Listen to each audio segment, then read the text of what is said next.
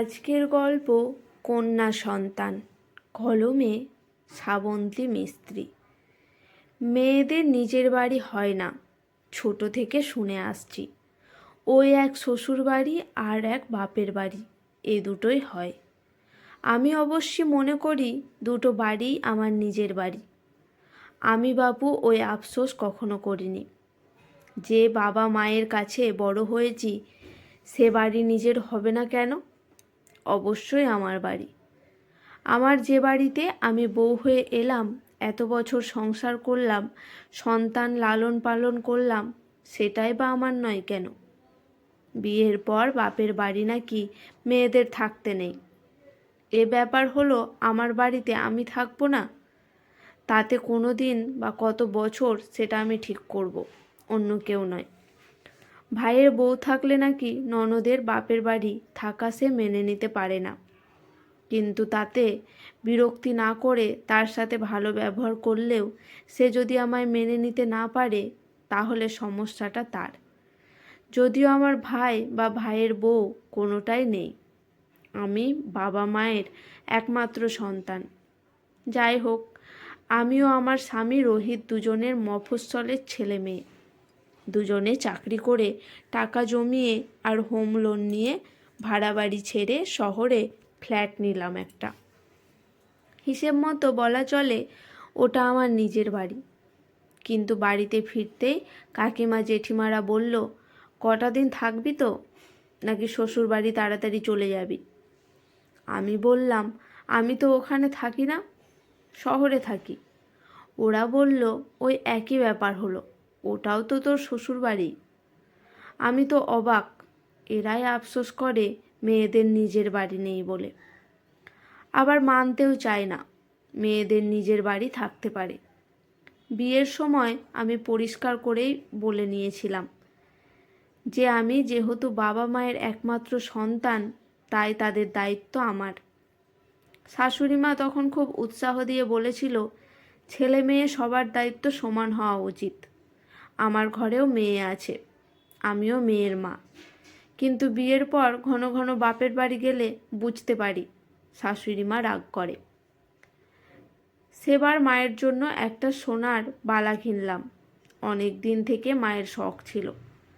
শাশুড়ি মাকে দেখাতেই ঝাঁঝিয়ে উঠে বলল, এইভাবে টাকা খরচ করলে সংসারের কী হাল হবে ভেবে দেখেছো? আমি দুঃখ পেলাম। নিজের উপার্জনের টাকা দিয়ে মায়ের জন্য উপহার কেনাতে ওনার রাগ দেখে। অথচ মাস 6 আগে যখন আমি ওনার পছন্দের হীরের দুলটা উপহার স্বরূপ দিয়েছিলাম ওনার জন্মদিনে, উনি তো ভীষণ খুশি হয়েছিলেন সেদিন। আমাকে জড়িয়ে ধরেছিলেন, সবাইকে দেখিয়ে বলেছিলেন, এটা আমার বৌমা দিয়েছে। উনি তো ছেলের কাছে আবদার করেন গয়না, শাড়ির, কিন্তু আমার মায়ের আবদার কে রাখবে? নাকি মেয়ের মা বলে তার শখ আহ্লাদ অপূর্ণ রয়ে যাবে? এটা তো আমি হতে দিতে পারি না। যে মা আমাকে বড় করতে, লেখাপড়া শেখাতে নিজের গয়না বিক্রি করে এখনও অবধি সংসার চালিয়েছেন, তার আবদার আমি ছাড়া যে আর পূর্ণ করার মতো কেউ নেই। রোহিত আমার মাকে ভালো শাড়ি দিলে শাশুড়ি মা তার থেকে দামি শাড়ি কিনে দেয়, যাতে তার মা খুশি থাকে। আর সে যদি আমার মায়ের শখ পূরণ করতে যায়, তাহলে তো অশান্তির শেষ থাকবে না। সেদিন টিফিন বানিয়ে নিয়ে যাওয়ার সময় ছিল না, তাই অনেক দিন পর বন্ধুরা বিরিয়ানি অর্ডার করেছিলাম লাঞ্চ ব্রেকে। মায়ের ফোন আসতেই বললাম টিফিন আনা হয়নি, তাই বিরিয়ানি খাচ্ছি। মা বলল, ভালো করেছিস, একদম খালি পেটে থাকবি না, ব্যাগে সব সময় খাবার রাখবি। জিজ্ঞাসা করলো কতটা জল খেয়েছি। বলল, তোর বাবা বিরিয়ানির চাল এনেছে, তুই এলে বিরিয়ানি করব একদিন, জামাইয়ের জন্য নিয়ে যাবি বাড়িতে, ওর যদি আসার সময় না হয়। আমি বললাম, তোমরা করে খাও না একদিন, আমি গেলে আবার চাল কিনে নিয়ে যাব। মা বলল, তোর পছন্দের খাবার মুখে উঠবে না আমার তুই না খেলে, তুই আয় একসাথে খাবো। আচ্ছা ঠিক আছে বলে ফোনটা রেখে কল করলাম শাশুড়ি মাকে। ওনার ওষুধ খাওয়ার কথা মনে থাকে না, সেটা মনে করানোর জন্য। কি খেয়েছে জিজ্ঞেস করাতে উনিও জিজ্ঞেস করলেন, আমি খেয়েছি নাকি? বিরিয়ানি খাচ্ছি শুনে উনি বললেন, এইভাবে রোজ রোজ বাইরে খেলে সংসারে কোনো টাকাই জমবে না। আমার ভবিষ্যতের কথা ভাবা উচিত। এই পরপর দুটো ফোন কল যেন আমায় মা আর শাশুড়ি মায়ের তফাৎটা চোখে আঙুল দিয়ে দেখিয়ে দিল। সেবার রোহিতের বাড়িতে পুজো ছিল। আমরা কয়েকদিনের ছুটি নিয়ে গেছিলাম সেখানে। ওদের বাড়ির আশেপাশের পরিবেশ ভীষণ ভালো লাগে আমার। ওর বাড়ির 4-5টা বাড়ির পর থেকেই শুরু চাষের মাঠ। বিভিন্ন সময়ে বিভিন্ন রঙে সেজে থাকে মাঠটা। কোনো ক্ষেত ভরে থাকে হলুদ সর্ষের ফুল বা সূর্যমুখীতে, আবার কখনো মাঠ ভরা ধানে। অপরূপ দেখায় মাঠটাকে। কখনো সবুজ সবজি ভরা মাঠটা দূর থেকে দেখলে মনে হয় যেন সবুজ গালিচা পাতা আছে সেখানে।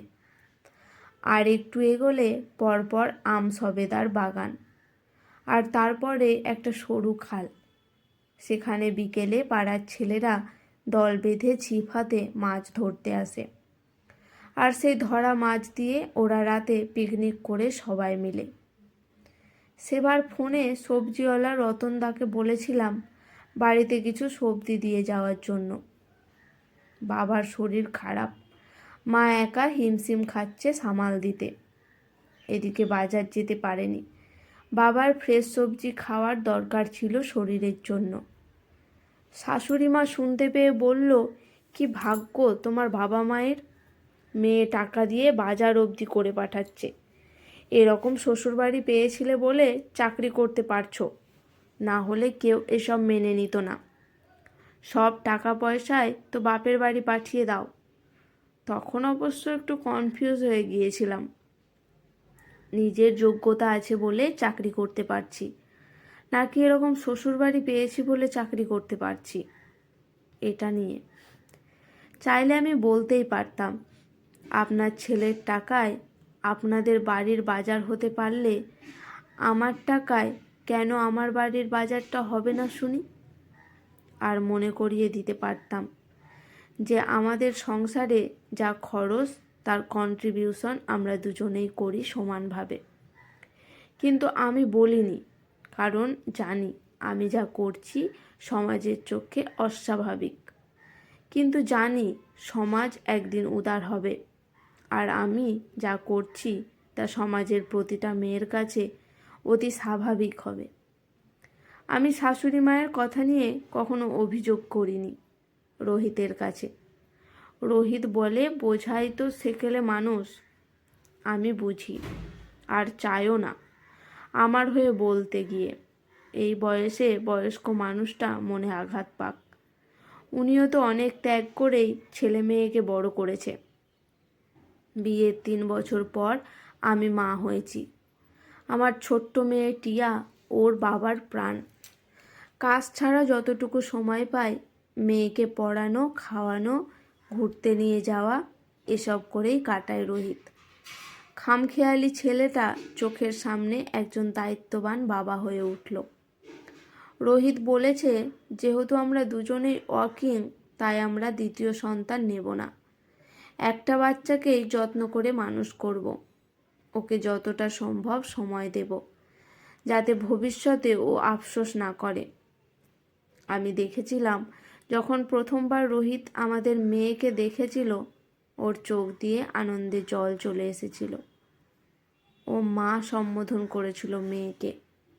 আর আমি যখন প্রথমবার আধো আধো গলায় মা না বলে মেয়ে বলে উঠেছিলাম, পাপ্পা, তখন ওর বাবাকে আর পাইকে ফোন করে সবাইকে বলেছিল যে মেয়ে বাবা বলছে ওকে। ফোনে মেয়ের কথা বলার ভিডিওটা রেকর্ড করে বলেছিল, সারা জীবন এটা যত্ন করে রেখে দেব। জীবনের সবচেয়ে দামি মুহূর্ত এটা। এইভাবে আমাদের ছোট্ট মেয়ে একটু একটু করে বড় হতে লাগলো। টিয়ার বয়স যখন 5, সেদিন টিয়ার নতুন ক্লাসে ওঠার প্রথম পরীক্ষা ছিল। ঠিক করেছিলাম আমরা দুজন ওর সাথে যাব। সকালে ওকে খাইয়ে একটু পড়াগুলো মনে করাচ্ছিলাম। মা ফোন করে বলল, তোর বাবার শরীরটা আবার খারাপ হয়েছে। আমি ডাক্তারবাবুকে কল করেছি আসার জন্য। তুই ব্যস্ত হোস না, দিদি ভাইয়ের পরীক্ষা আজ, ডাক্তার কি বলে তোকে জানাবো। রোহিতকে বললাম, তুমি টিয়াকে নিয়ে স্কুলে যাও, মিটিং অ্যাটেন্ড করে ওকে নিয়েই ফিরো। আমাকে একবার বাড়িতে যেতে হবে। রোহিত বলল, টিয়াকে স্কুলে দিয়ে তারপর যাও। আমি আর সময় নষ্ট করতে চাইলাম না। ওই অবস্থাতেই বেরিয়ে পড়লাম। গিয়ে বাবাকে হাসপাতালে ভর্তি করালাম। সিটি স্ক্যান রিপোর্ট দেখে ডক্টর বললেন, আর একটা স্ট্রোক, সাবধানে রাখবেন। রোহিত কল করে খোঁজ নিয়েছে, আসতেও চেয়েছে। আমি বারণ করেছি, কারণ পরের দিন আবার টিয়ার পরীক্ষা ছিল। অনেক রাতে বাড়ি ফিরে দেখলাম সব খাবার ফ্রিজে পড়ে। বুঝলাম রোহিত খায়নি। ফ্রেশ হয়ে রোহিতের পাশে বসলাম। রাগ হয়েছে। রোহিত বলল, হয়েছিল একটু। আমি মৃদু হেসে বললাম, তোমার মেয়ে তো তোমার পৃথিবী, ওকেও কিন্তু শ্বশুরবাড়ি যেতে হবে একদিন। আর তারপর যদি তোমার বা আমার শরীর খারাপ হয় আরও দেরি করে আসে, আমরা দুঃখ পাবো না। ও তো আমাদের একমাত্র সম্বল। ওকে তো আমরা সবসময় বেস্ট জিনিসটা দেওয়ার চেষ্টা করছি। এরপরেও যদি মেয়ে দুঃসময়ে পাশে না থাকে, কেমন লাগবে বলো তো আমাদের। রোহিত আমাকে জড়িয়ে ধরে বলল, বড় স্বার্থপরের মতো কথাগুলো বলে দিয়েছি গো।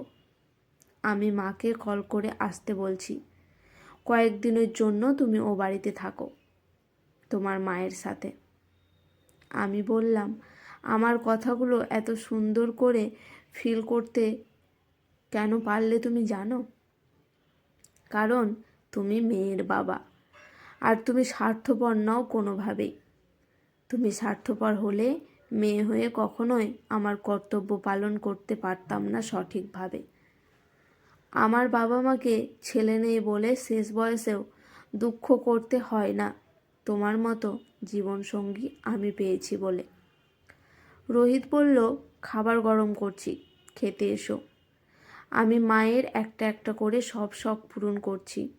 বাবার ইচ্ছে ছিল একটা বড় ফুলের বাগানের। বাড়িতে বেশি জায়গা না থাকায় পাশের জমি কিনে ফুল আর ফল সবজির বাগান করেছি। বাগান দেখাশোনা করার জন্য একজন লোকও রেখেছি। বাবা বলে, ওখানে বসলে সময় কাটালে বাবা শান্তি পায়। বাগানের পাশে একটা ছোট্ট পুকুর আছে। বাবা মাঝে মাঝে টাটকা মাছ ধরে ওখান থেকে ছিপ দিয়ে। আমি আবার বাবা মায়ের কোনো চাওয়া অপূর্ণ রাখিনি। আমি মেয়ে বা বিবাহিত বলে কোনো বাধায় আমার ইচ্ছের বিরুদ্ধে টিকতে পারেনি। আজকাল দেখছি শিক্ষিত মানুষের আর ছেলে মেয়ে নিয়ে বিভেদ করে না আগেকার মতো। সমাজ বদলেছে, আগের তুলনায় কন্যা সন্তানের আধিক্য বেড়েছে, মেয়ে বলে অবহেলা কমেছে। এখন বাবা মা শুধু ছেলে নয়, মেয়েকে প্রতিষ্ঠিত করার জন্য নিজেদের সর্বস্ব উজাড় করে দিতে প্রস্তুত। এমনটা তো নয় যে মেয়ে বলে বাবা মা কম ভালোবাসে। তাহলে একজন ছেলে যদি বাবা মায়ের দায়িত্ব নিতে পারে, তাহলে একজন মেয়ে কেন নেবে না? পরিস্থিতি আর সমাজকে অজুহাত দেখিয়ে তো নিজের কর্তব্য থেকে সরে গেলে চলবে না। এগিয়ে আসতে হবে, আর সমাজকে আরও একবার বদলানোর আওয়াজ তুলতে হবে। সে আওয়াজে যেন বাকি মেয়েদের নিজেদের বাবা মায়ের প্রতি দায়িত্বর কথা মনে পড়ে। যাদের একটাই কন্যা সন্তান বা দুটো সন্তানই মেয়ে, তারা কি মেয়েদের উচ্চশিক্ষিত করে না, নাকি ভালোবাসে না? তাহলে ওই মানুষগুলো যেন শেষ বয়সে অসহায় বোধ না করে, অসুস্থতার যেন মেয়েদের কাছে পায়। এটা মনে রাখা প্রতিটি কন্যা সন্তানের অবশ্য পালনীয় বিষয়। আজকের গল্পটি এখানেই সমাপ্ত। গল্পটি কেমন লাগলো কমেন্ট করে অবশ্যই জানাবেন। ভালো লাগলে আমার পাশে থাকবেন।